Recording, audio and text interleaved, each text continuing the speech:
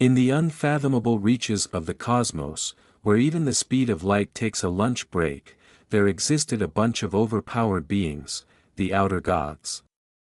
Yeah, these guys didn't just rule the universe, they created it. Think of them as cosmic architects who didn't just stop at designing a nice building but decided to create the entire city, and then the planet, and then, all the stars. No big deal, the outer gods. It's like the opening credits of the universe, where the camera pans in, and you realize these beings have been around since, well, forever. They don't just control stuff, they are the stuff. These omnipotent beings, who have created countless universes since ancient times, are known as absolute beings. Yes, capitalized, because when you're this powerful, you get to name yourself like a video game boss. Absolute beings. Sounds epic, right? Well, that's because it is. These beings basically had the coolest hobby imaginable, creating entire universes like they were flipping through TV channels. Oh, a new galaxy over here. Sure, why not? Let's sprinkle some black holes and dark matter for extra flair. Creation. Easy peasy. They did it before breakfast. Through endless creation, these absolute beings sought and indulged in eternity. I mean, when you're this powerful and eternal, what else are you supposed to do? Knit? Take up cosmic pottery? Nah, you just keep creating stuff because, hey, time means nothing, and you've got all the space to work with. And during that process, they created countless matter, souls, and laws. Matter, souls, laws, it was like their to-do list for the day. Oh, did we remember to create the souls? Check. Matter? Check. Laws of physics? Sure, let's throw some gravity in there for kicks. And so the universe was populated with all these carefully crafted creations, all following the neatly wrapped laws they wrote. Simple enough, right? But wait, here's the thing. Even gods, as absolute as they were, eventually ran into a universal truth: boredom. Yep. Turns out that even creating infinite universes becomes, well, kind of a drag. How many more universes can we churn out before this gets old? They wondered. However, these absolute beings, bored from this endless repetition, came to a stunning realization: we're kind of bored. This is like watching paint dry, if the paint was the fabric of reality itself. And then, they had a eureka moment. They came up with one way to enjoy the passage of time. What's the best way to shake off the cosmic boredom blues? Drama. Conflict. Chaos. And so, the absolute beings did what any bored omnipotent entity would do: they decided to add some spice to their creations' lives by. It was, observing war between their creations. Yep, that's right. Their big idea was to watch their creations battle it out, gladiator style. Forget peaceful coexistence or cooperation. What's more entertaining than some good old-fashioned cosmic warfare? It was basically the universe's version of reality TV, and the absolute beings were hooked. They pulled up their metaphorical chairs, grabbed some space popcorn, and sat back to watch civilizations rise and fall, all for their own amusement. And so, war became the universe's new normal. But hey, at least the absolute beings weren't bored anymore, right? Far out in the universe, where even the stars got tired of twinkling, the absolute beings decided to add a little fun to their existence. And what's more fun than watching your creations duke it out? Why, it's like the ultimate cosmic chess game, with a lot more carnage. The battlefield was set, and chaos reigned. As the absolute beings kicked back with their popcorn, they watched their creations destroy one another on a chessboard-like arena. The absolute beings found it rather entertaining to destroy their creations. Yes, you heard that right. Nothing quite like the sound of shattered souls and broken universes to get these cosmic gods chuckling. And this wasn't a one-time thing either. Nope. It happened over, and over, and over again. Though countless creations repeated the never-ending process of dying in battle and being revived through this war, it was just part of the spectacle for the absolute beings. After all, why settle for a single show when you can binge-watch wars on a loop, right? It was necessary to sate the boredom of the absolute beings. Because when you're an all-powerful, eternal God, and you've tried everything else, yes, even cosmic knitting, the only thing left to do is watch your toys battle it out. Boredom, solved, but then, something unexpected happened. However, an incident occurred. And not just any incident, this was the kind of plot twist that even the absolute beings didn't see coming. An absolute being was killed by one of their creations while observing this endless battle. Whoops. Turns out the creations weren't too keen on being used as pawns. One of them decided to go full, "I'm not a puppet," and did the unthinkable, took down an absolute being. It was like watching your favorite player suddenly jump off the chessboard and smack the opponent's hand, and when the other absolute beings, the ones lounging in their cozy dimensions, caught wind of this. Oh boy! The absolute beings of the other dimensions, learning of this, quickly gathered. These beings, who thought themselves untouchable, suddenly had to confront the fact that maybe, just maybe, their creations had more bite than expected. It was like an interdimensional board meeting where everyone shows up in their most intimidating outfits. They gathered in one place to observe the world that had lost its master. Because when an all-powerful god gets taken out, it's no small thing. Now, the rest of them had to figure out what to do with a world that had lost its puppet master. Chaos? Drama? Or maybe, an even better show. The absolute beings stood in shock, or at least, as shocked as all-powerful cosmic entities could be. One of their own had fallen. The death of their comrade, felled by none other than a creation, one of their own toys, had grown a bit too sharp, it seemed, caused by a creation that they themselves had created. You could almost hear the collective "oops" that echoed through the dimensions. They probably never expected their cosmic chess pieces to hit back, but here we are. But you know what? The absolute beings weren't exactly known for dwelling on the details. Nope. In true cosmic style, they shrugged it off. Despite this, the absolute beings ignored this fact completely. Details, they probably thought. After all, what's one fallen comrade in the grand scheme of eternal existence? There were more important things at play. Like, figuring out what to do with all this unleashed chaos. They all shared one thought. You could feel the anticipation building in the room as they stared down at the chessboard. Something powerful had been unleashed. A force without a leash. A cosmic wild card. A power with no owner, just sitting there, waiting to be claimed. It was like someone had left the keys to the ultimate sports car in the ignition, and these gods were ready to race for it, and now, the stakes were clear. Will belong to whoever can claim it the first. It was on. The gods' version of a treasure hunt, only with less gold and more cosmic annihilation. Whoever could grab this loose, rampant power would reign supreme. And you know what that means, things were about to get chaotic.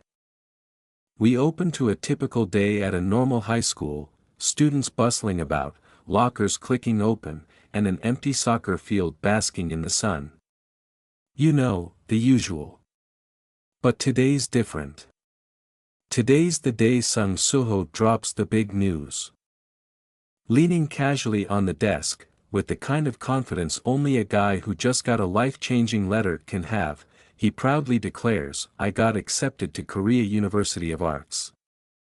Oh yeah, he's feeling himself right now. Meanwhile, the rest of the class.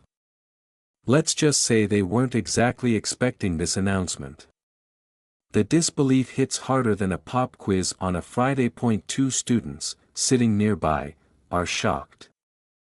I mean, Soho. The Soho Art College. One of them, slack-jawed, struggles to process it. No way. It's like someone just told him unicorns were real. The other guy, utterly baffled, blurts out, "How could someone as unsophisticated as Soho make it into an art college?" Yes, because clearly, being sophisticated is a requirement for artistic talent. The irony here? This guy's got to try again next year, and he's not exactly thrilled about it, Soho, though. He's on cloud 9. He stands there, grinning like someone who just escaped prison. And he's not wrong. Laughing out loud, he says, "Ha ha ha ha. I'm finally free from this hell." His classmates? They're half celebrating with him, half wondering if they're still trapped in this so-called hell. One of them slaps Soho on the back, a weird mix of envy and respect brewing in the air. "Congratulations, Sung Soho. I heard you got into art college." Yeah, you bet he did. With all the nonchalance of someone who's ready to paint his way out of high school nightmares and into artistic glory, Soho's off to chase his dreams, or maybe just avoid calculus. Either way, he's ready for the next chapter. As Soho basks in the glow of his upcoming art college adventure, he catches the attention of someone who looks like they've got a lot more on their mind than just congratulating him. You can practically hear the gears turning as the red-headed guy approaches, trying to make sense of it all. "I never knew you were so talented. Since when were you so good?" The classic, "I'm pretending to be impressed, but also slightly suspicious," tone. Soho, ever calm, just stares back, his thoughts probably somewhere along the lines of, "Here we go again." Enter Kim Song-kyeol, or wait, Lee Yun-cheol. Turns out even Soho can't keep track of this guy's name. Soho, with a look that says, "Do I have to deal with this right now?" mutters, "Kim Song-kyeol, you again? Wrong name, Soho. Way to make things awkward." "My name isn't Kim Song-kyeol, it's Lee Yun-cheol." Ouch. I just got your name wrong, burn. Soho plays it cool though, offering a casual response as if this whole exchange is just another Monday. Is that so? The conversation takes an unexpected turn as Yun-cheol launches into what sounds like the plot of a low-budget action movie.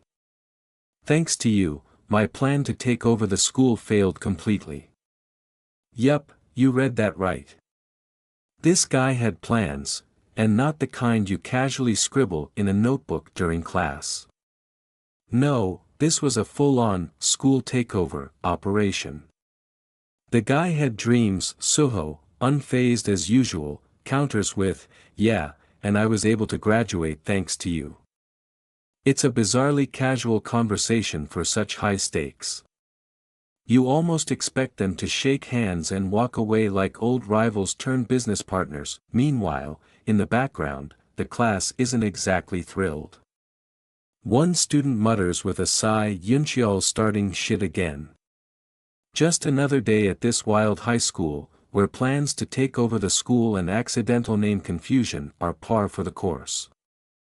As the confrontation between Soho and Yun-cheol reaches its usual tension, the rest of the class is not impressed. Two girls exchange a glance, and one says, "What we're all thinking, we're about to graduate. Why is he still acting like such a kid?" Her friend nods, equally exasperated, "I know, right?" Meanwhile, Soho is off in his own thoughts, contemplating the mysteries of life. He's not just thinking about art school, oh no, his mind is deep. Why does he have to be so mean to someone who's trying to live a happy life after his parents went missing? Cue the dramatic backstory reveal.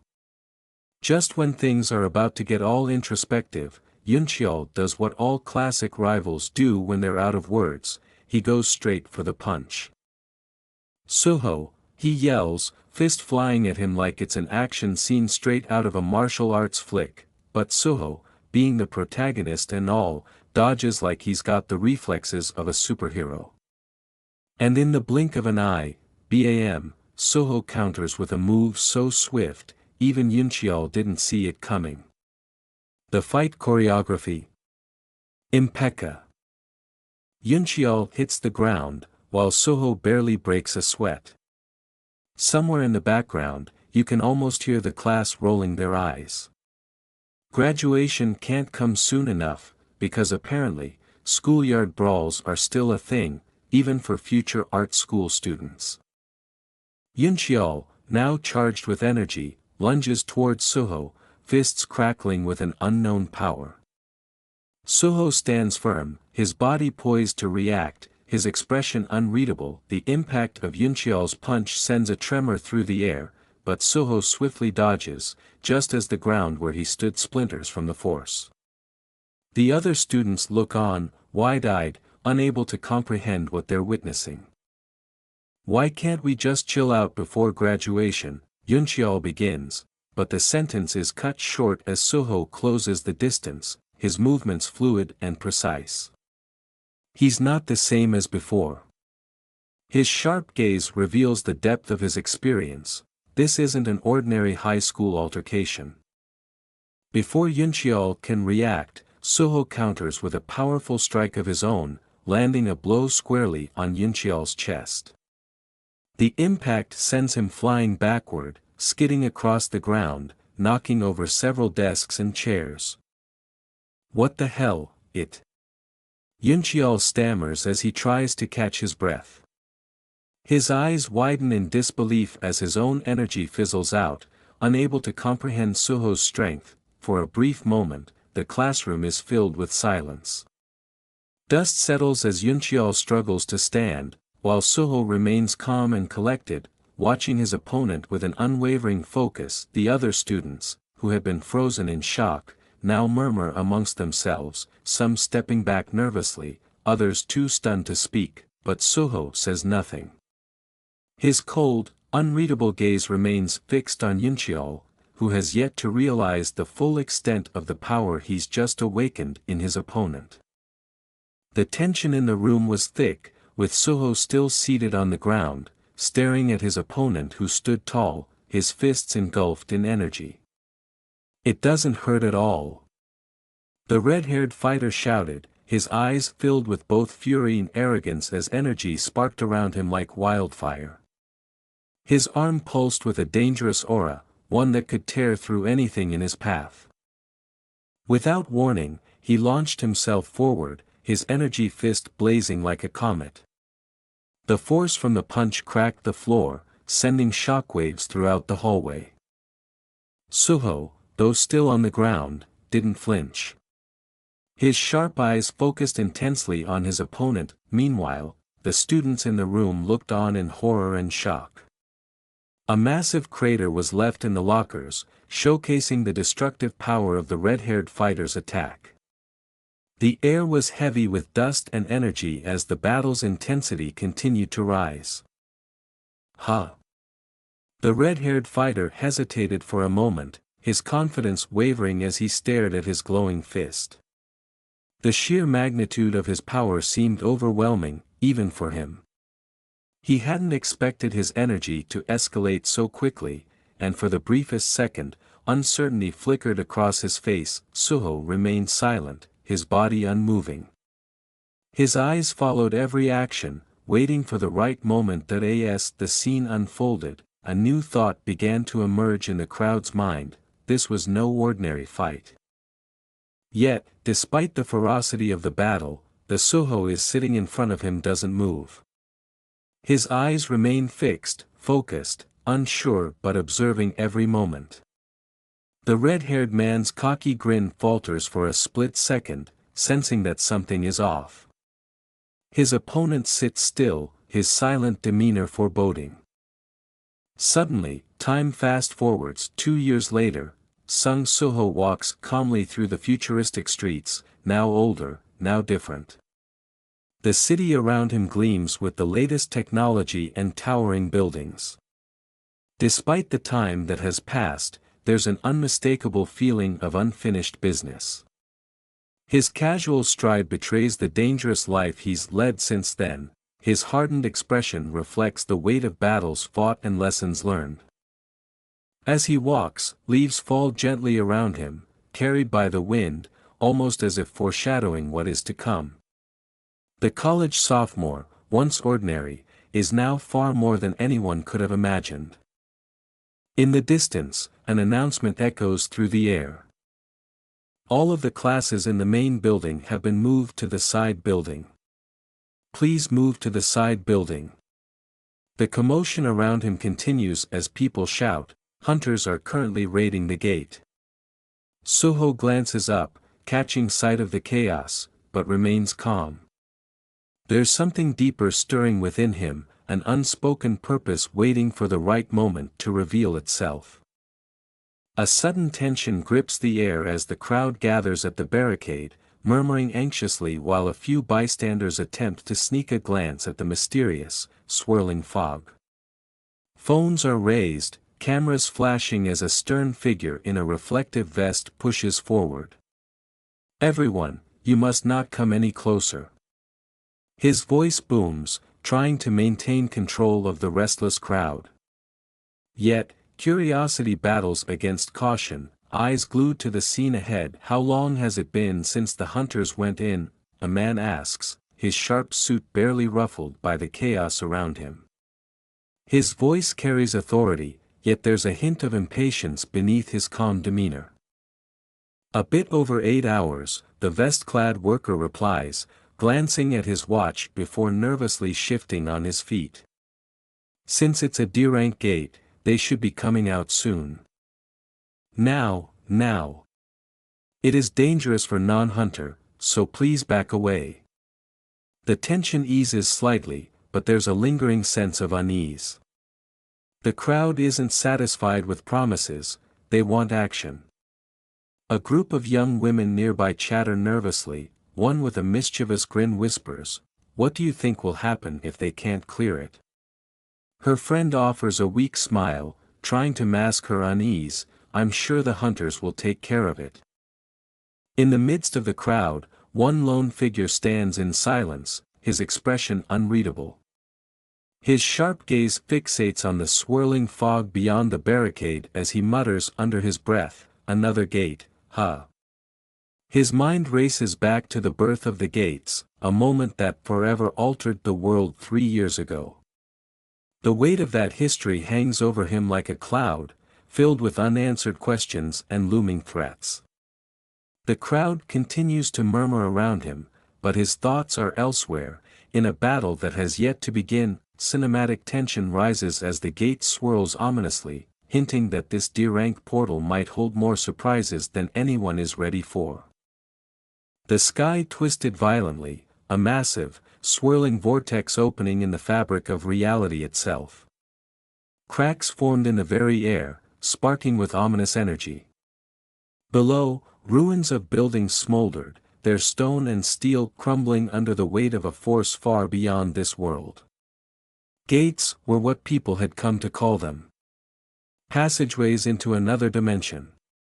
But to those who truly understood their nature, they were something much worse, doorways to the unknown, hiding within them horrors unimaginable. In which the monsters within escape and run rampant after a certain amount of time passes. Monstrous forms began to emerge from the darkness of the gate, their eyes glowing crimson, their roars shaking the earth. Clawed beasts, towering creatures of nightmare, each more grotesque than the last, spilled into the world. This wasn't some fairy tale. The monsters weren't here to play nice, they were here to escape and wreak havoc on everything they touched. And if the gate stayed open long enough, there wouldn't be much left of the world to save. But just as humanity was on the brink of collapse, a spark of hope ignited. Humans began to change too, almost as if they were designed to face these creatures. Superhumans, capable of wielding mana, began to emerge, their power shining as brightly as the very gates that threatened their existence. They were called Awakeners. Among them, warriors clad in gleaming armor, their blades charged with glowing energy, stood ready to face the monstrous tide. Awakeners weren't just warriors, they were humanity's last line of defense, as the monsters raged and the world teetered on the edge of chaos. Concluded quickly after an awakener named Wu Jinchou created the Hunters Association, gathering them all under a single banner with the title of Hunter. Their mission? To hunt, to protect, and to survive. And so, as the world changed and monsters continued to emerge, the hunters prepared for battle, determined to stop the chaos from consuming everything. This was humanity's final stand, against the monsters, against the chaos, and against fate itself. The war had only just begun. The world, once simple and familiar, had become irrevocably divided. On one side stood the awakened, those who had been gifted with extraordinary powers and now lived as hunters, warriors of unrivaled strength. On the other side were the unawakened, regular civilians, going about their lives in the shadow of these superhumans. A hand grips a brush tightly, scratching the surface of a canvas. In the quiet of an art classroom, students focus on their work, drawing, sketching, and painting, oblivious to the monumental shift in society around them. But one student isn't so lost in his work.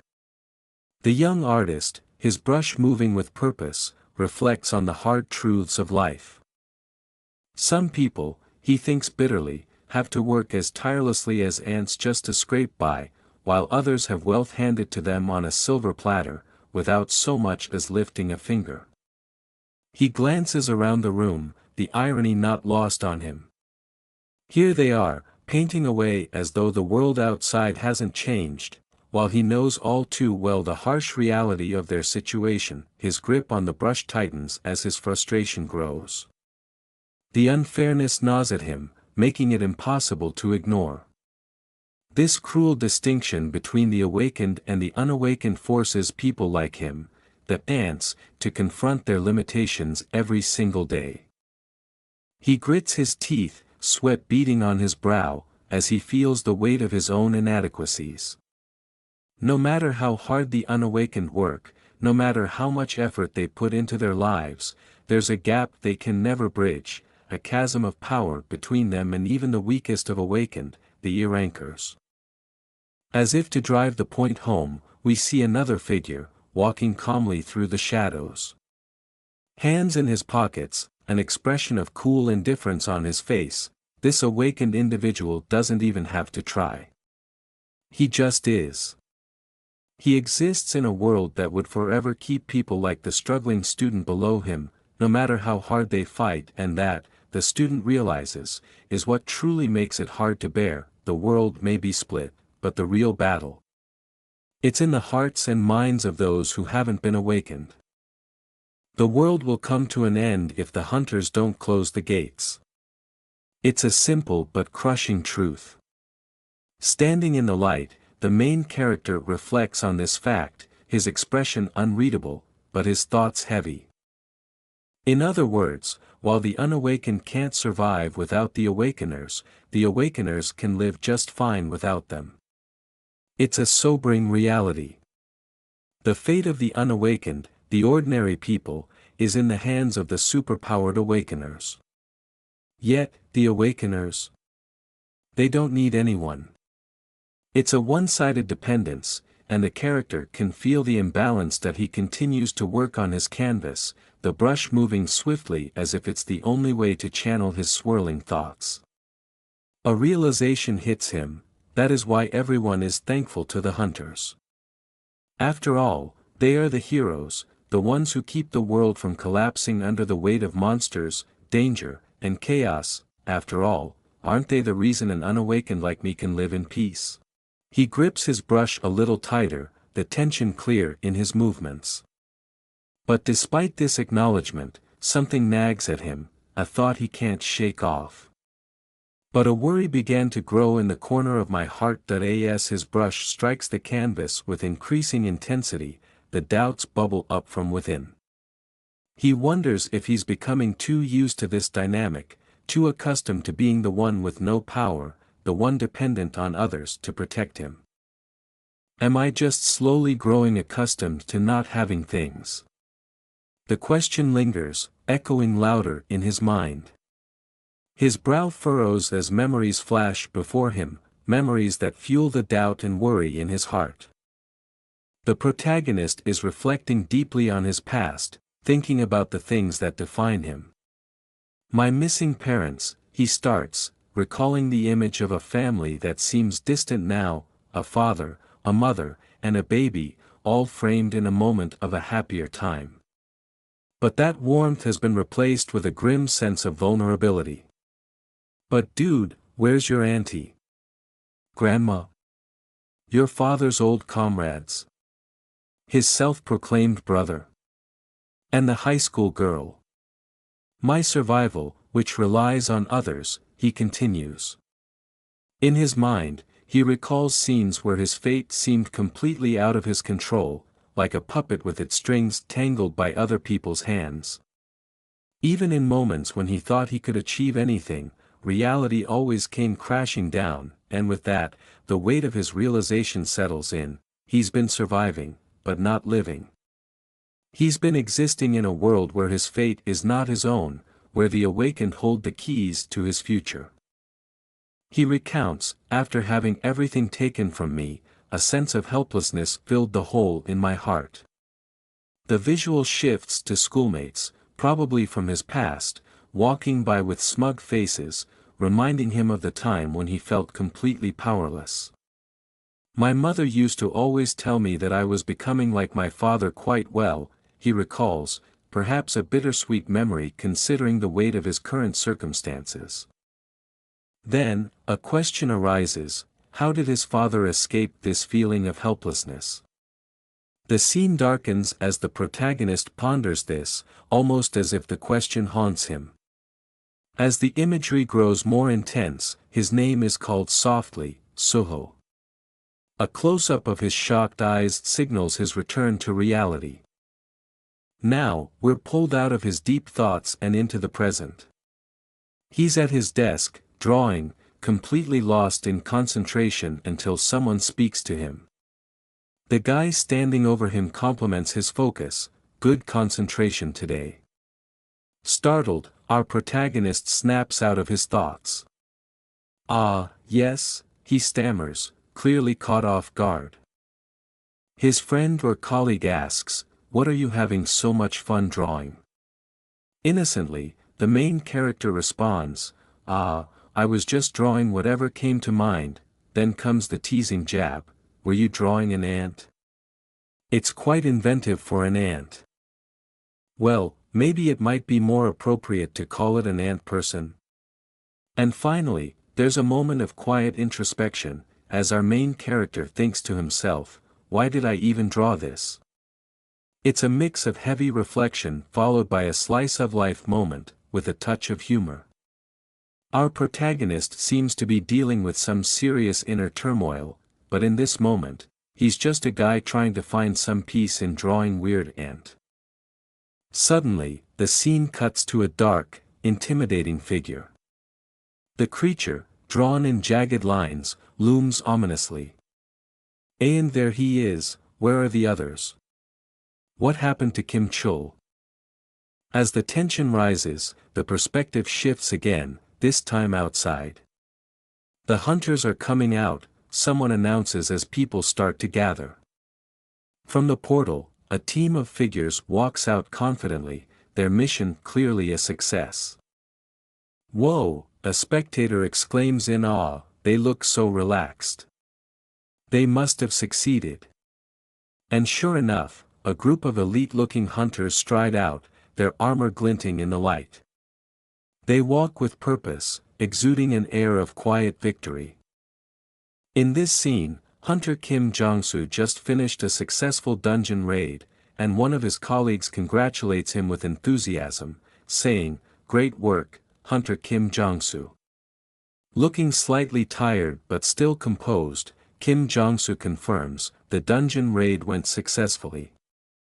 But just when things seem like they're wrapping up, Jong-soo drops an unexpected detail, "Also, I have something to report to the Hunters Association."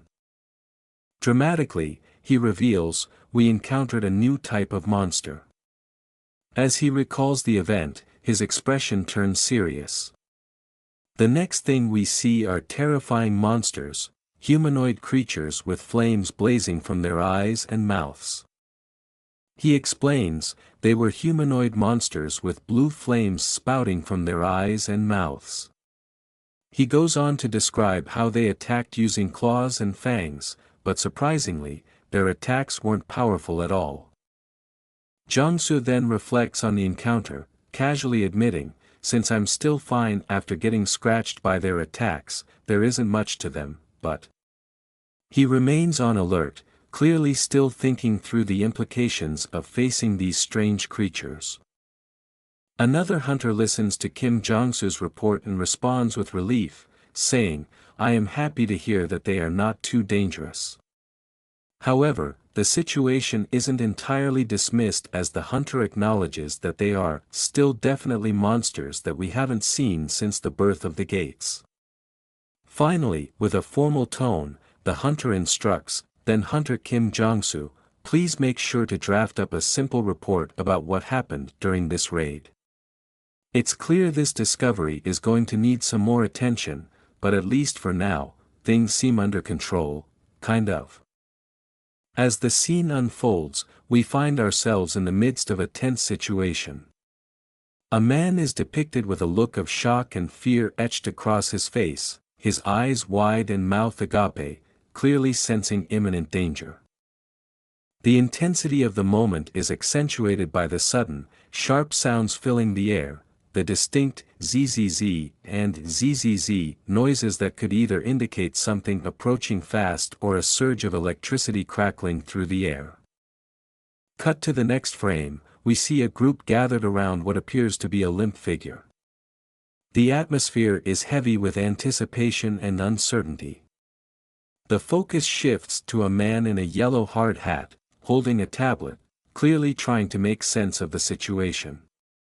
Beside him stands a figure clad in armor, exuding an aura of authority or perhaps preparedness for the worst. Other figures linger in the background, their expressions hidden, but their body language suggests concern. The next moment reveals the man in the hard hat examining the body closely. "Hunter Kim Jong-soo," he mutters in disbelief, as if confirming the identity of someone who shouldn't be here, or at least not in this state. The body hangs suspended, eerily still, with a sword planted firmly in the ground beside it, the aura of a silent battle lingering around. But before he can complete his thought, the scene takes a wild turn. The expression on the hard hat man's face morphs into one of pure terror as the once lifeless figure suddenly springs to life. His eyes glow with an unearthly light, his mouth opens wide, releasing an electrifying roar that crackles through the air, filled with energy and intensity that could knock someone off their feet. "Are you?" The hard hat man barely gets out, his voice filled with confusion and panic as he is cut off by the monstrous, almost otherworldly scream. The roar grows louder, filling the air with a power that seems to distort the very fabric of reality. The man in the hard hat can barely hold on to his composure, and everyone around him is left wondering, what on earth just happened? Who, or what, is this Hunter Kim Jong-soo? The chaos intensifies as the possessed figure with the blue flames surges forward, leaving a trail of smoke and energy in his wake. Those nearby, an armored soldier and a girl with a determined expression, freeze in shock as the atmosphere grows heavy with tension. The girl's eyes widen, sweat trickles down her brow, and she mutters under her breath. But there's no time to think. The resurrected man, his eyes now glowing with an eerie blue light, lunges at one of the bystanders, lifting him off the ground effortlessly with one hand. The poor guy in the blue jacket, now caught in the grip of the flaming man, has no idea what hit him. His mouth hangs open in shock, a scream dying in his throat. Meanwhile, the man with sunglasses in the background, who seems to have walked straight out of a detective novel, instinctively takes a step back, his eyes darting around as if looking for an exit.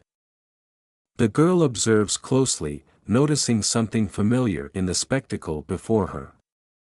Those blue flames, they're just like the monsters in the dungeon, she exclaims, her voice trailing off in realization. But before she can finish her thought, the flaming man's head whips toward her with a sharp glare, his expression unreadable, yet filled with malice. The realization hits hard, this isn't just some random occurrence. It's a pattern, something they've encountered before in the depths of those dark dungeons. Without warning, a powerful force blasts through the air. The girl with the blonde ponytail and her companion are flung backward like ragdolls, tumbling over each other as they hit the ground. Whoa! Her companion yelps in surprise, desperately trying to regain their footing. The sheer power of the blast leaves cracks in the pavement, the smoke rising in angry tendrils around them. A moment of eerie silence follows. Then, chaos erupts once more. The bystanders, clearly not ready for this kind of action, scramble for safety, their faces a mix of panic and fear. The desperate cries echo through the air, a sharp contrast to the low growls emanating from the figure in the center of it all. The air is thick with tension, and the smell of smoke permeates everything. People scream and run, some tripping over each other in their desperate bid. We witness a dramatic scene filled with action and chaos. A young man in a yellow jacket is overwhelmed by fear as he is assaulted by unseen, presumably supernatural, forces that manifest as swirling dark shadows. The scene is electrified with intense energy arcs and ominous glows, enhancing the sense of danger.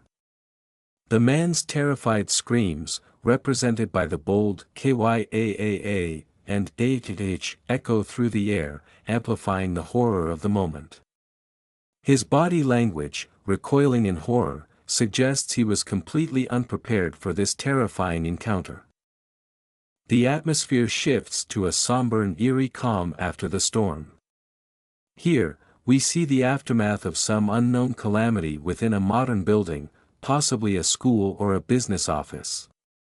A young man, crouched and distressed, is comforted by another who stands tall, exuding calm and control amidst the chaos. The scene is marked by a stark contrast between the earlier violence and this quiet moment of human connection. What's going on? From behind a shattered window, a young artist and his classmates look on, confusion etched on their faces. What is that? The artist mumbles, his hand gripping a paintbrush, as if it could somehow ward off the impending danger. His friend, peeking over his shoulder, nervously adds, "Are they fighting each other?" As if on cue, a new wave of screams fills the air.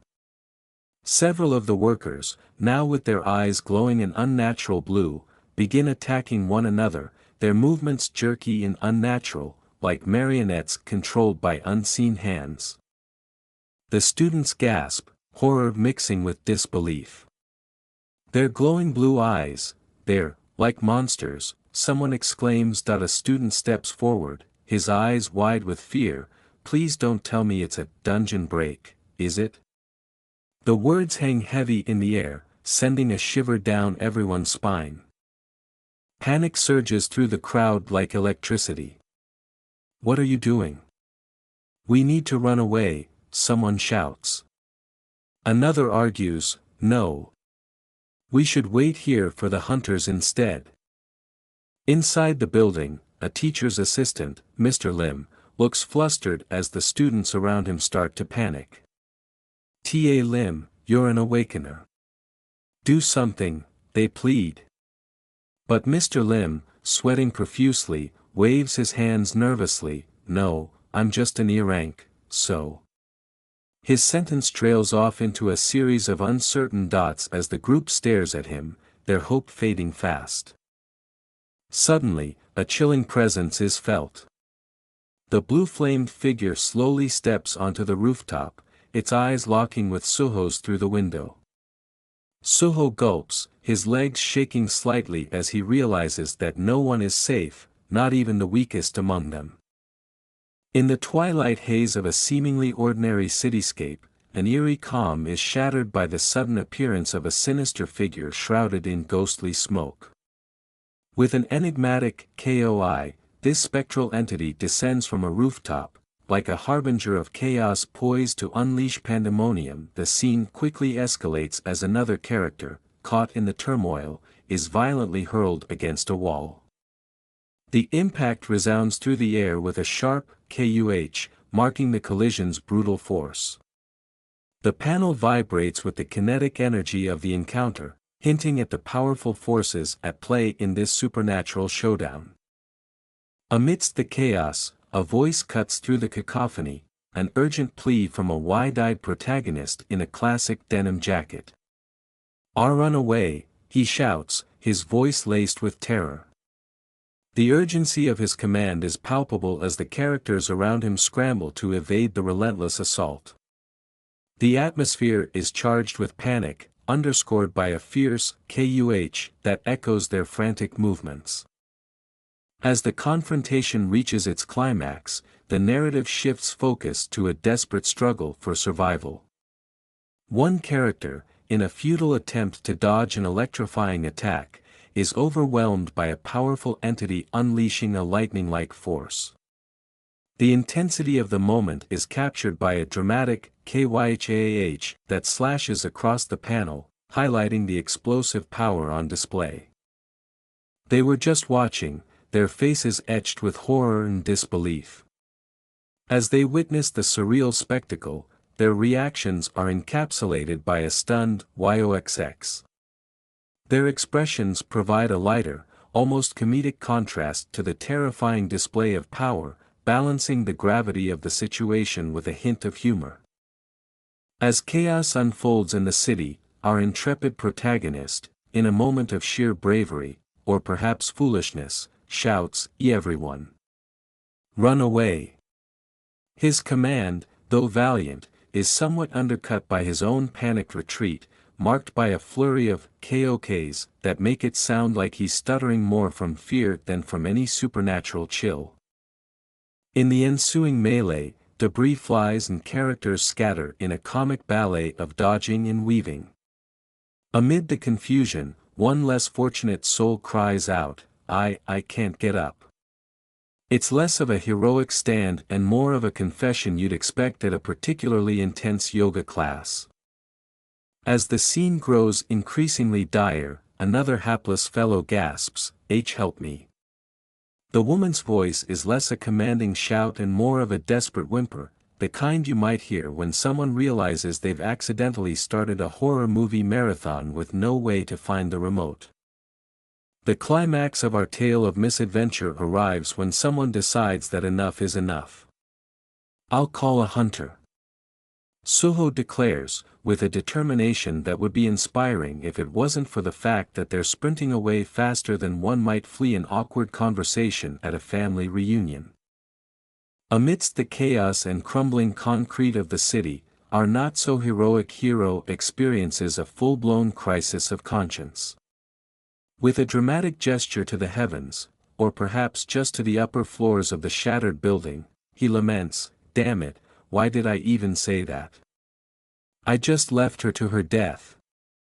It's the kind of melodramatic monologue you'd expect at the climax of a tragic opera, not in the middle of a supernatural smackdown. As he stumbles through the debris, our protagonist's internal monologue takes a turn from regret to self-chastisement. "But the only thing an unawakened like me can do is," he cries, presumably about to list some heroic virtues but instead acknowledging his rather limited resume of superhuman abilities. Then, as if caught in a loop of motivational speeches gone wrong, he berates himself further. King unawakened again. Nothing will change if I don't do anything and just keep making excuses. It's the kind of pep talk that might make a life coach facepalm. But our guy is determined, or at least determined not to just stand there and monologue while the world ends. In a moment of existential questioning fit for a Shakespearean aside, he looks to the heavens, or the ceiling, depending on the structural integrity of the building at this point, and asks, "Dad, what would you do?" It's a poignant question, filled with the gravitas one might feel when asking for guidance at a critical crossroad, or when you've accidentally locked yourself out of the house.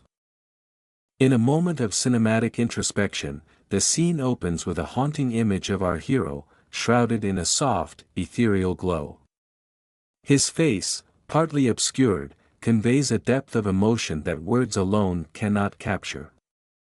It's a quiet before the storm, a brief respite filled with contemplation and perhaps regret, set against the backdrop of a once peaceful city now teetering on the brink of chaos. But the calm is shattered as suddenly as it arrived.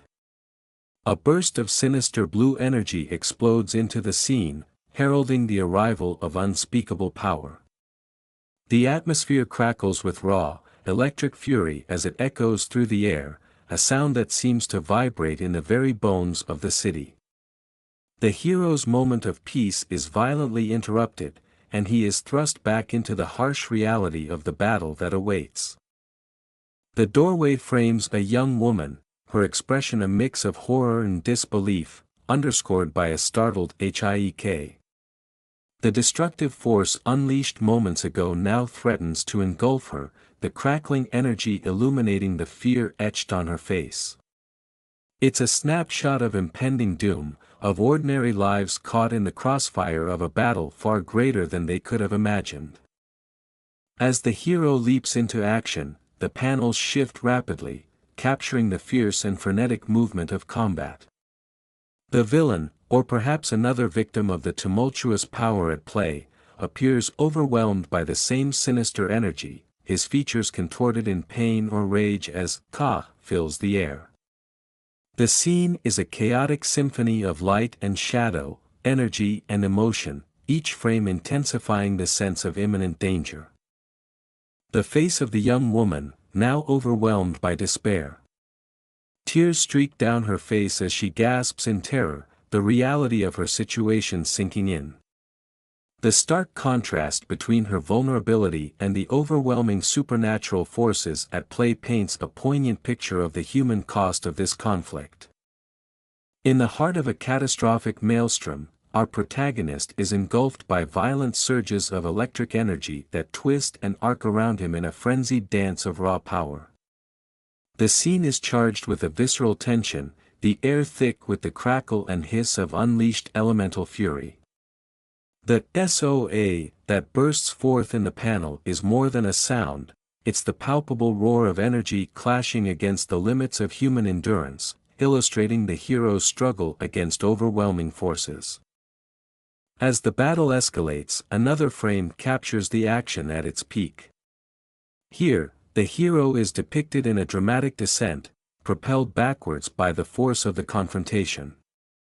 The vivid MHP screams across the panel, mirroring the explosive impact of his collision with unseen adversaries.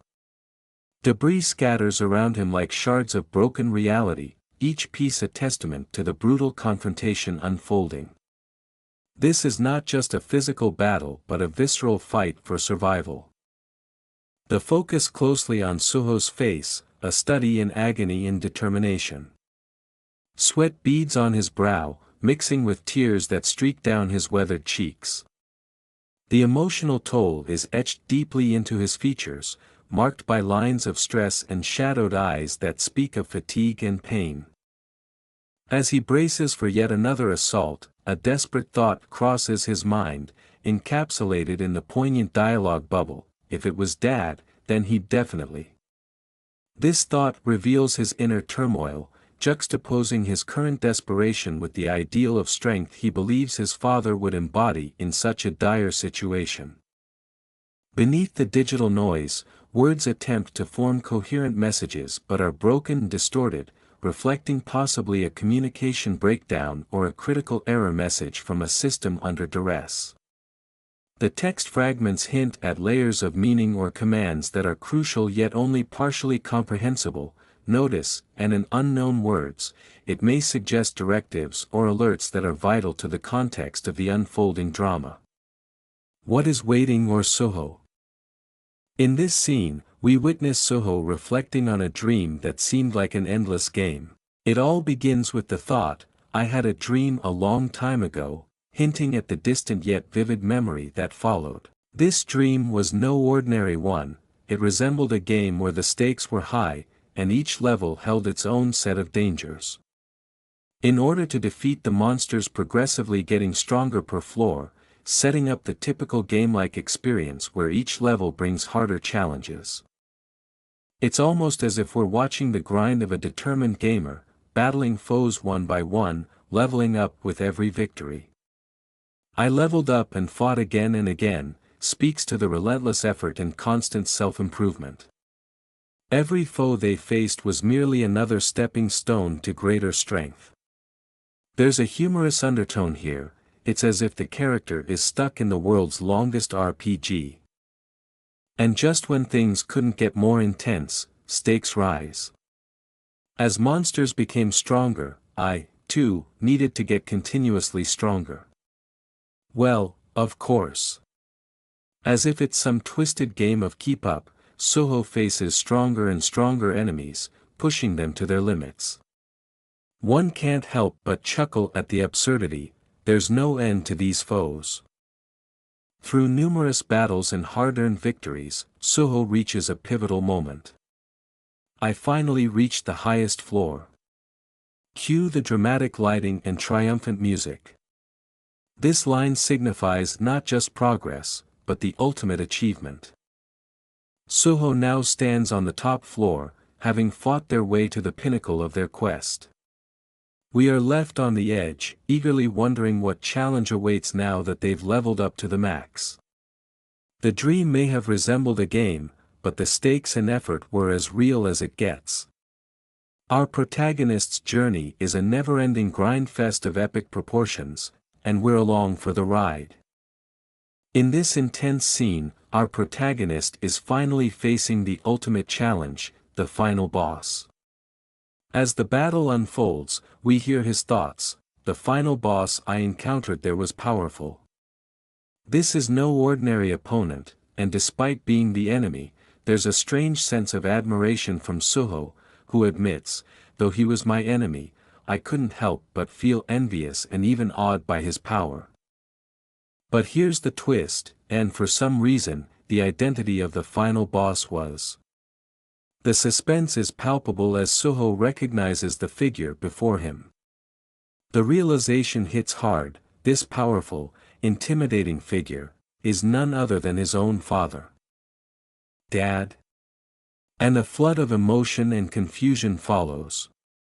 It's a lot to process mid-battle.my dad, Soho reflects further, almost in disbelief. It's probably because the image I had of my dad was reflected in my dream. We see of his father, the Dark Monarch, everyone's first love. Don't tell Hunter Cha. Anyway, he's standing strong and reliable, a figure of immense power and respect. It makes sense now why this battle feels personal. All my memories from solo leveling suddenly floods in. Soho wonders, how was he able to become that powerful? It's as if his dad is not only the final boss but also the ultimate role model. In a shift back to reality, the scene changes to a physical challenge, no longer a dream, but a life-or-death scenario. Soho thinks, "Dad?" As he braces for impact, his legs moving before his mind can fully catch up. There's a dash of humor here, imagining what Dad might have done in this same situation. If it were you in this unbelievable situation. Suho wonders, while sprinting away from danger like he's in a race he didn't sign up for. Powerful attacks flying through the air. One attack after another, Suho is caught up in the chaos of battle, taking blows and dishing them out with impressive speed and agility. But even in the midst of the action, the doubt creeps in. You would have done the same, right? It's as if he's seeking approval, hoping that this reckless charge wasn't completely foolish. The tension rises as Suho begins to realize the gravity of the situation. What should I do now? He's heard that without mana, an unawaken's attacks won't work on a magic beast. Oh, bad news for him, since he's exactly that, unawakened and seemingly powerless. And now, with a bit of self-deprecating humor, he admits, I charged in a bit too recklessly. It's an almost comical realization amidst the chaos, he's in over his head, and things are about to get even crazier. In this pivotal moment, Suho is caught off guard, his hand hovering in the air as something incredibly bizarre happens. What is this? His mind races, staring at the frozen figures around him. Time stopped. He wonders, disbelief spreading across his face. It's as if the universe decided to hit pause on everything, except him. Suddenly, a notification appears out of nowhere. Notice. You have met the requirements to complete the secret quest, Courage of the Weak. Wait, a quest? Now. He's as surprised as we are, but there's no time to process it because more notifications start popping up. Another notice appears, telling him, you now qualify to become a player. Do you accept? Suho, still a bit dumbfounded, looks around. This situation feels oddly familiar. This situation, it's like that dream. Flashbacks of battling and leveling up flood his mind. In the middle of this strange pause, he starts connecting the dots. If I can fight like I did in that dream. There's a realization dawning on him now. What reason does he have to refuse? After all, the current situation looks pretty dire. What reason do I have to not accept it in this despairing situation? So, with a steely determination, he answers with just one word. Accept. And just like that, the universe responds. Suddenly, golden rays flood the room as the system processes his acceptance. Congratulations. You have now become a player. Another notice swiftly follows, Quest Reward Notice Quest Reward Secret Quest, Courage of the Weak Blessing, Great Spellcaster, Candiaru's Blessing. The great spellcaster Candiaru has gifted a special spell to you. Candiaru's blessing will ensure that you will always be strong and healthy during your lifetime, but the system isn't done yet. More rewards start popping up, like it's Christmas morning. Quest Reward Permanent Effect, Longevity, all diseases, poisons, and status effects are healed, and sleeping will explosively increase regeneration ability. But then there's this little bite, notice this system will help the player develop, this is not a dream, that you have only one life, so beware, well, that's reassuring, or not. And there it is, his new reality, all in a neat little status window. Status window name, Sung Suho class, none title, none level, 1 fatigue, 0 HP, 100 MP, 10 strength, 10 agility, 10 sense, 10 health, 10 intelligence, 10 available points, 0 skill passive skill, none active skill, ruler's authority LV, 1. Still in awe, he thinks, this game-like status window. He stares at it with a mix of excitement and disbelief. Just as I thought. It's like his wildest dream has come true, except it's very real. But there's no time to celebrate yet, another quest pops up immediately. A quest has arrived. His eyes narrow as he reads the task.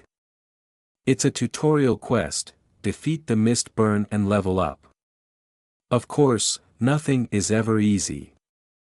And just as he processes that, a massive, hulking figure looms over him, ready to fight. With a new sense of purpose, Suho gets ready to face the challenge head-on. It's game time, but this time, there's no reset button. The scene begins with the ominous appearance of a new foe, D-rank awakened mist burn. The sheer power radiating from the enemy is enough to make anyone's knees shake. Suho takes it all in, realizing with a start, time is moving again. His mind kicks into overdrive. The situation is tense. Run, quickly. He yells to his companion, who stammers back an "oh-okay." As the urgency of the moment hits them, Suho, while trying to manage the situation, can't help but notice something surreal: the name tag on top of their heads. Yep, like a gamer in the middle of a boss fight, the names and stats of his opponents are floating right above them, clear as day. He identifies his enemies quickly. My opponents are 2 unawakened mist burn and 1 hunter who underwent magic beast transformation. Not exactly a stroll in the park. But Suho's internal monologue shifts with growing confidence as he reflects: I really did awaken. Suddenly, the idea doesn't seem so far-fetched. There's a fire extinguisher in his hand, and with the power of his newly awakened abilities, he swings it like a pro baseball player. He doesn't hold back, throwing everything he's got at the enemies, tossing apologies in between punches like it's a casual conversation. Sorry. Smash. Crack. He takes them on with surprising skill, moving fluidly as if his instincts are kicking in, guiding every punch and strike. The fight is fast and furious, but before he knows it, it's over. The notification flashes: notice, you have defeated the unawakened mist burn. Suho stares in disbelief, catching his breath. In one shot. He almost can't believe it himself. He's still standing, victorious over a beast he didn't even think he could face, let alone defeat so quickly. Suho, now fully aware of his new powers, stands tall after his unexpected but triumphant victory. Suho unleashes a powerful attack, striking down the unawakened mist burn. As the battle rages, notifications flood in like a game system in overdrive: you have defeated the unawakened mist burn, followed swiftly by the sweet reward of leveling up, level up. The system is clearly impressed, with another notification: quest tutorial has been completed. Notice: quest tutorial has been completed. Quest notice: quest tutorial, defeat the mist burn and level up. Level attained 2/2. Suho doesn't even have time to celebrate as the game-like system continues, offering a reward for his valiant efforts. It asks politely, as if it were offering him a candy bar: check your reward. Accept/decline. Of course, there's only one option: accept. In a moment of realization, he thinks, now I'm sure of it. I really did awaken. There's no doubt in his mind now. His newfound powers are real, and he's not just some regular guy anymore. He's awakened, and the game has changed for good. But there's no rest for the weary, as another D-rank awakened mist burn appears, ready for a fight. The battle intensifies as Suho goes toe-to-toe with this formidable foe. In the thick of a gritty showdown, Suho, clad in a sleek blue jacket, faces off against the enigmatic mist burn. As mist burn unleashes a torrent of electric blue energy, aiming directly at Suho, the tension in the air is palpable. Suho, with his quick reflexes, dodges the initial blast, his eyes wide with surprise and a hint of disbelief. It withstood that? He gasps, stunned that his opponent could resist such a powerful assault. As the energy crackles and whips through the air, Suho's shock turns to determination. He maneuvers with the grace of a seasoned warrior, barely escaping the relentless onslaught. Each frame captures the kinetic energy of their battle, the air practically sizzling with raw power. The battle reaches its peak as Suho, now on the defensive, finds himself cornered. With nowhere to run, the reality of his situation sets in. He lies on the ground, looking up as the ominous shadow of Mistburn looms over him. Suho's face etched in determination and a faint hope that his dry cleaner has a discount for superhero-related stains. Even he can't believe it. But as he gets back up, another dangerous realization creeps in: I'll turn into a magic beast if it wounds me. Am I really going to become a magic beast right after awakening? The stakes are higher than ever. One wrong move, and he might lose control. Just as despair begins to settle in, a notification chimes in with a reassuring tone: a harmful status effect has been detected in your spirit. And almost as if the game feels bad for him, it continues: the status effect is lifted due to the effect of longevity. Saved by the system. Suho's mind races as he pieces everything together. Longevity. Now that I think about it, I remember seeing that in the status window earlier. He recalls that helpful trait, realizing it's what's keeping him from turning into a magic beast. With newfound confidence, he surges back into battle, ready to take down the remaining Mistburn. But this is no easy fight, and the D-rank enemy is still a formidable opponent. As the fight wears on, Suho grapples with a sobering thought: if I'm weaker than the D-rank who became a magic beast, that means I'm E-rank.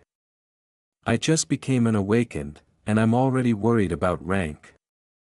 It's a heavy burden, but there's no time for self-doubt as the battle rages around him. Suho desperately searches for an opening, thinking, there has to be something. But just as the tension reaches its peak, a sudden realization hits him like a bolt of lightning. Ah! What exactly he's figured out, we don't know yet, but whatever it is, it's bound to be BIG.IN this action-packed scene. Suho stands firm, accepting the reward with a determined accept reward. The system responds immediately with a list of rewards, boosting his stats. Reward 1, Stat Point plus 5. Reward 2, Strength Stat Point plus 3. His strength increases from 11 to 14, but there's no time to savor the victory as the battle rages on. With a burst of energy, Suho lets out a fierce roar, "Arah!" He charges at his opponent, the D-rank awakened Mistburn, launching a full-on assault. However, even with his enhanced strength, the Mistburn proves to be a formidable foe, and the fight drags on. He dodges and attacks, but it seems his blows aren't landing the way he hoped. As he takes stock of the situation, Suho comes to a sobering realization: even with the strength increase, I still can't defeat this thing. It's a frustrating moment, but he doesn't back down. In a quick decision, he decides to pour all his remaining points into strength. Then, I'll put all the points I got as a reward into strength. His strength surges from 14 to 19, and he clenches his fist, feeling the raw power course through him. This is no ordinary leveling system. An awakener who levels up. I've never heard of that before. He's breaking the rules of the game, becoming stronger even after awakening, something unheard of. Since ranks are decided upon awakening, and no awakeners became stronger than their ranks. Yet here he is, defying all conventions, surpassing limits that shouldn't be surpassed. Though I don't know who determines the ranks and the unawakened. As the fight intensifies, Suho reflects on how powerful this newfound strength is. But if I got the power to escape from that damned structure. He doesn't know who determines the ranks or the unawakened, but right now, none of that matters. All that matters is the battle in front of him. The walls crumble around them, their attacks shattering the structure.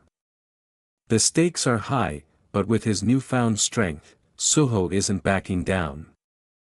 The fight escalates as both warriors unleash everything they've got, their blows sending shockwaves through the room. The structure collapses under the pressure of their battle, debris flying everywhere. It's a fight for survival, and Suho is ready to face it head-on, now stronger than ever. Suho is charging full speed ahead, smashing through the rubble as if he's become a force of nature. With raw determination, he barrels into his opponent, shattering everything in his path. Debris flies everywhere, and the intensity of his power is almost tangible. He slams his fist into the ground, sending a shockwave that leaves his opponent reeling. Finally, the system acknowledges his victory with a notice: "You have defeated the D-rank awakened mist burn." Relief washes over him as he reads the words he's been fighting for: level up. Another level up. The notifications come in waves, confirming his newfound strength. He stands amidst the wreckage, panting, the adrenaline still coursing through his veins. I won, he says aloud, almost in disbelief. He's alive. He's victorious. With a mix of relief and awe, he realizes, with this, I'm an awakener as well. His hand clenches into a fist, the sensation of power still coursing through him. As he catches his breath, the weight of the battle lifts, and he lets out a triumphant yell: "I made it." He finally feels the shift, the change in himself that he's been fighting for all along. I can do it now. He's no longer just surviving. Now, he's confident that he can help others. Seeing how I'm currently awakened, I can save the people and solve this crisis. With renewed purpose, he takes off, running towards whatever challenge lies ahead. But as he bursts through the nearest exit, he pauses to take stock of the situation. What's the current situation outside? His mind races, already strategizing the next move. That's when he sees it, a new threat, looming large. His eyes widen as he stares up at his new opponent, C-rank awakened mist burn. His jaw drops as he realizes the size of the challenge ahead. "Huh?" he blurts out in disbelief. It's not over yet, there's always a bigger boss. This time, it's a C-rank enemy, and things are about to get even more intense. In the final moments of this chapter, the air trembles as an earth-shattering crash occurs. The massive form of the C-rank awakened mist burn plummets from the sky like a meteor, smashing into the ground with an explosive force.